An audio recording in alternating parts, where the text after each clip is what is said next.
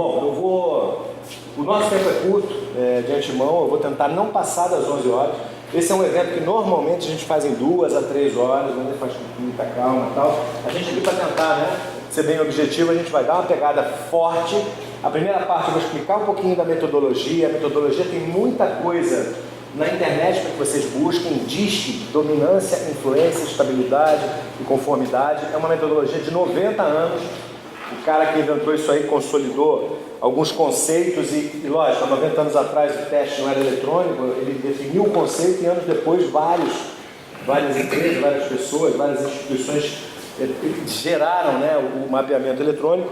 Mas a questão é que as palavras, e todos aqui viram lá como é que funciona, tem um conjunto de palavras do eu, um conjunto de palavras do meio, o que eu entendo da exigência dos outros, mas aquele conjunto de palavras ele é muito chaveado, é muito analisado e estatisticamente comprovado de que funciona, tá? Então a gente vai falar um pouquinho do método, vai dar um break, vou entregar o resultado para vocês vão olhar o resultado e a gente vai ler os índices juntos, cada um analisando o seu, ninguém vai comentar menos que queira, o seu próprio perfil, mas a gente vai falar o que é aquela coisa e nós vamos sair daqui hoje com um pouquinho mais de um retrato. Eu costumo dizer o seguinte, esse é um momento em que a gente foi ao laboratório, tiramos o sangue, foi o que vocês fizeram lá, o mapeamento, e agora a gente vai pegar o resultado.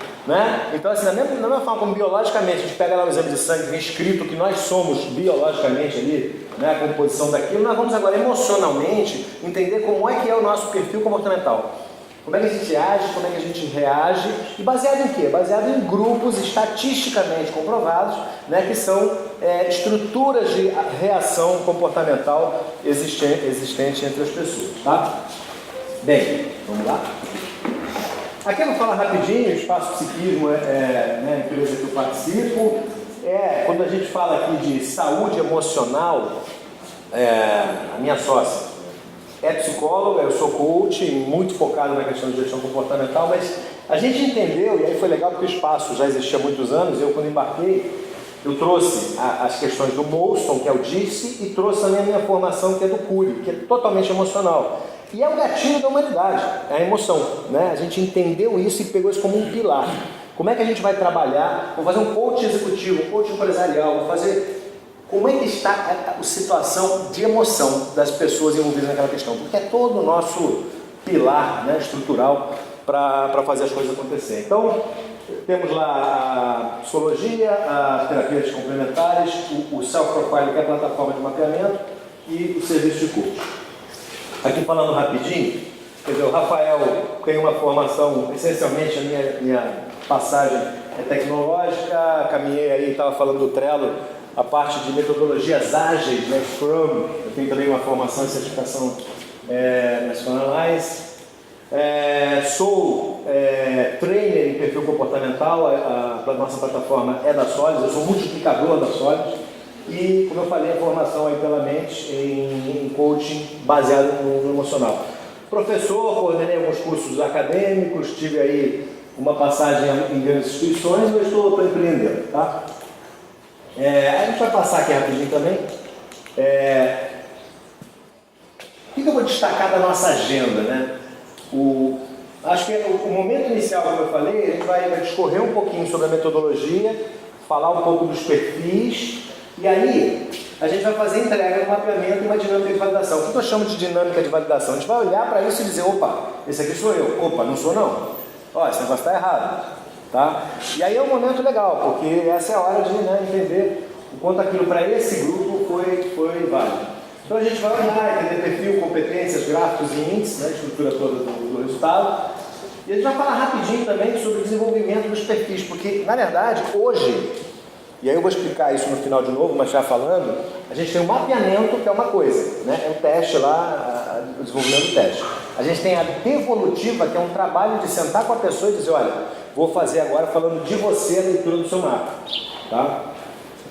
A gente tem treinamento, mas aqui, quando a gente fala de desenvolvimento de perfis, é o início do plano de desenvolvimento individual, é o chamado PDI. Mas é bem no início, baseado no perfil, por onde a gente vai caminhar para desenvolver. Aí vai buscar um coach, vai buscar um terapeuta, vai buscar alguém que ajude a esse desenvolvimento. A mesma história do exame de sangue. Eu não falei que a gente vai no laboratório, faz o exame, depois volta e pega o resultado. A gente vai sair aqui hoje com o resultado.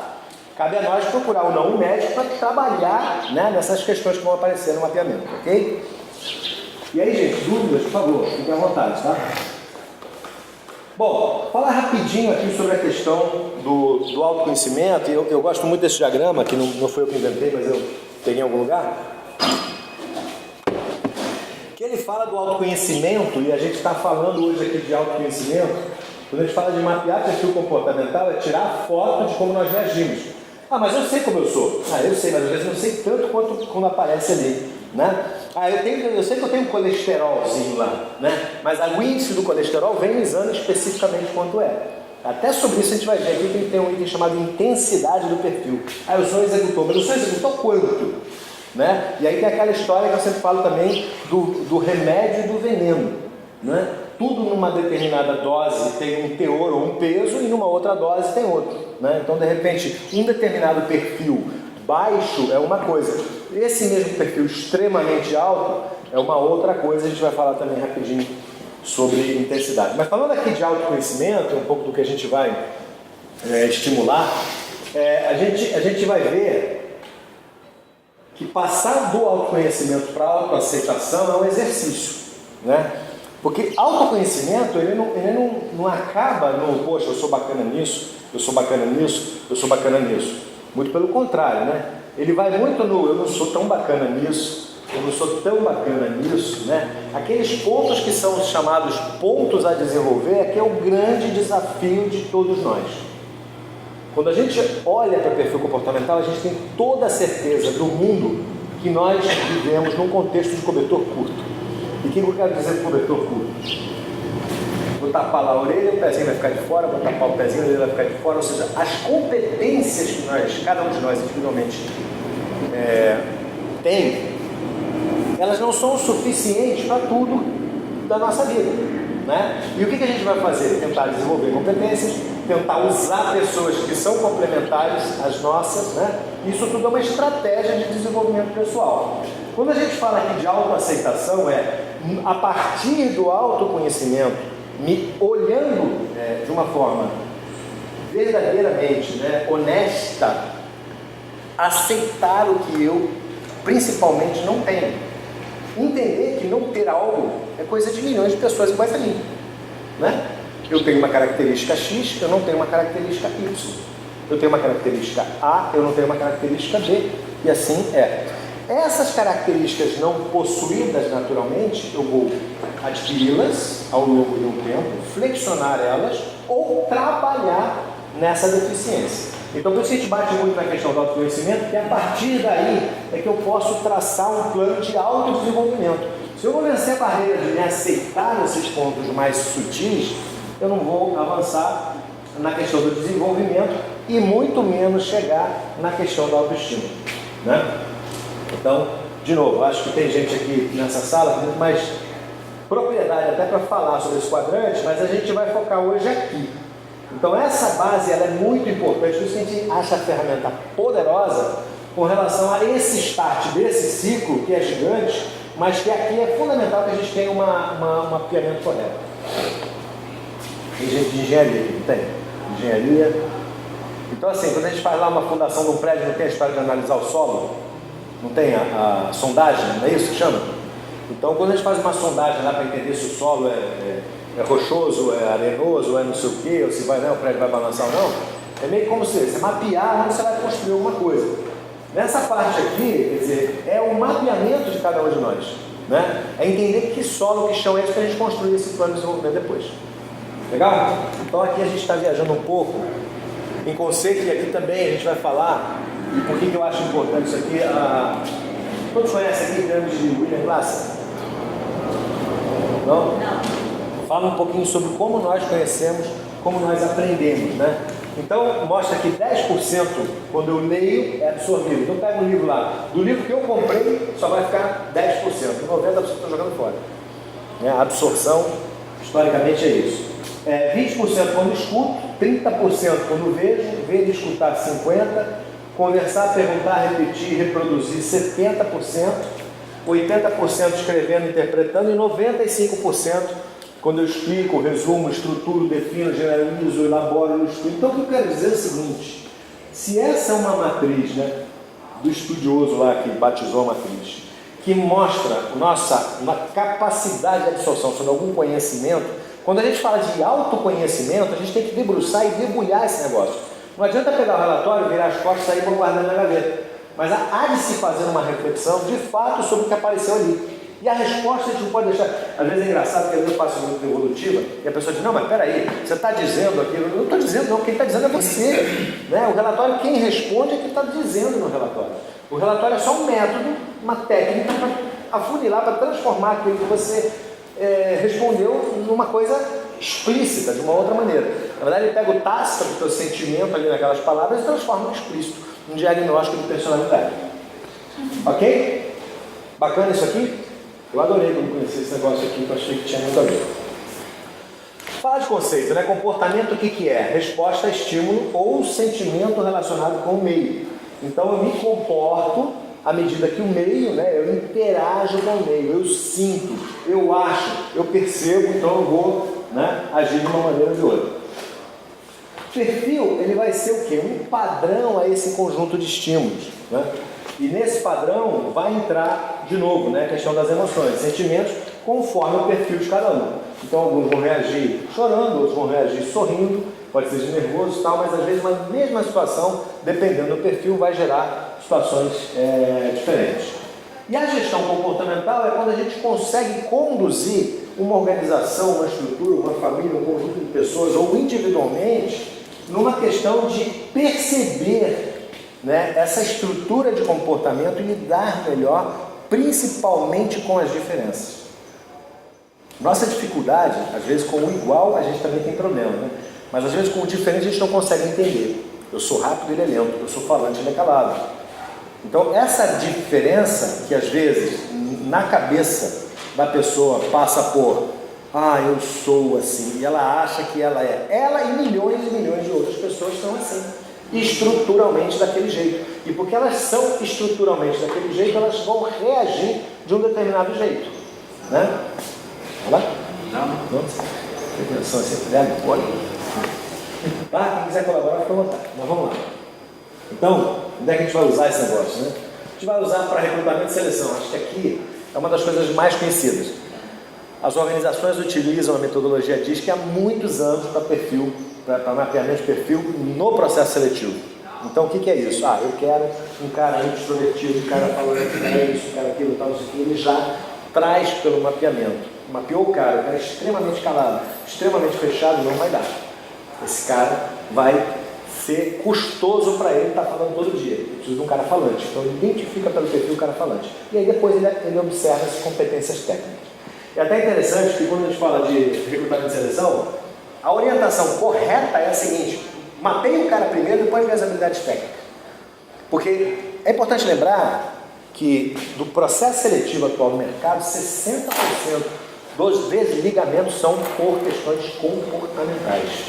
Nós contratamos pelas habilidades técnicas, mas nós desligamos pelas atitudes comportamentais.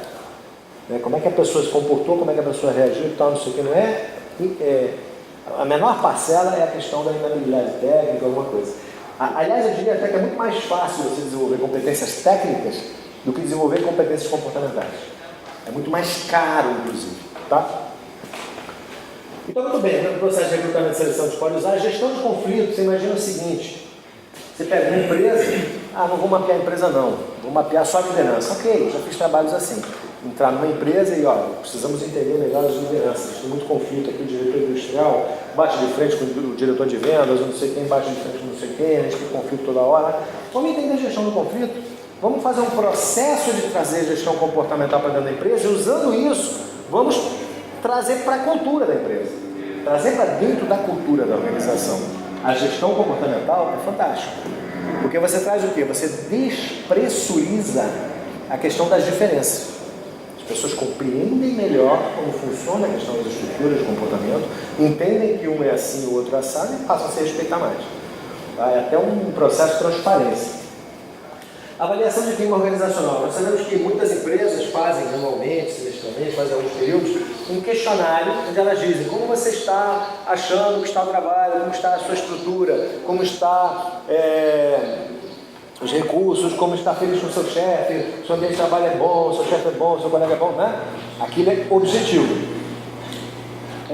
Através do perfil comportamental aparece um conjunto de indicadores, índices que mostram que eu posso ter, por exemplo, um ambiente de alta pressão, um ambiente de drenagem de energia, né? Então, por exemplo, você pode olhar uma equipe, a equipe inteira está comprometida energeticamente, inteira desgastada, inteira trabalhando insatisfeita, através daquelas palavrinhas que vocês usaram lá.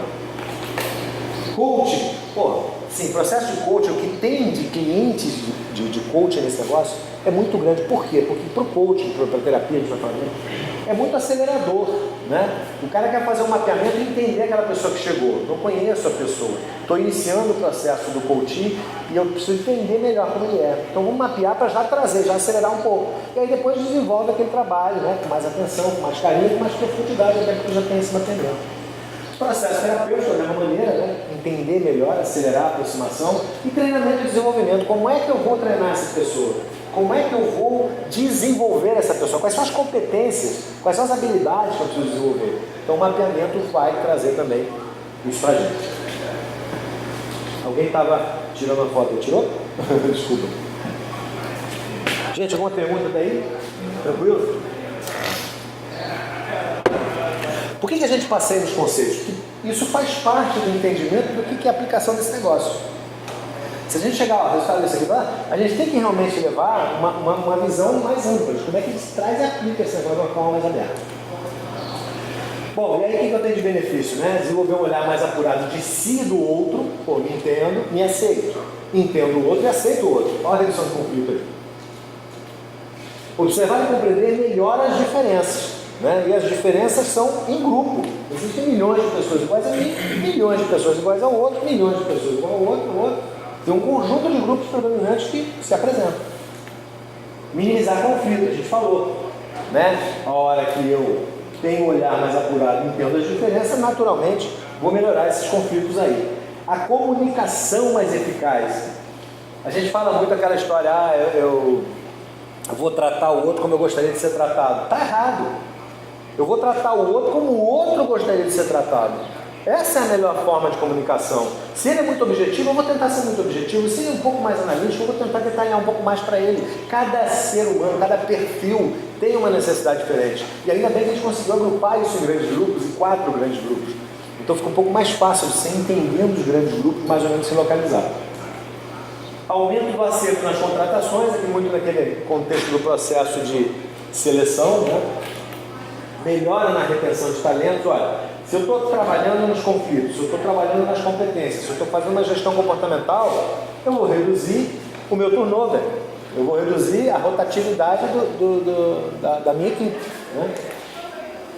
E o que toda empresa busca quando vem contratar esse negócio, né? Porque a gente fala, isso aqui é muito bonito, redução de conflito, harmonia entre equipes, tal, mas o que nós queremos, né? Os empreendedores querem mesmo é aumento de desempenho através de um ambiente melhor. A gente bota aqui umas almofadas bonitas, bota um puffzinho e tal, não sei o quê, mas e aí? E o comportamental? É aqui que a gente trabalha, tá? Beleza?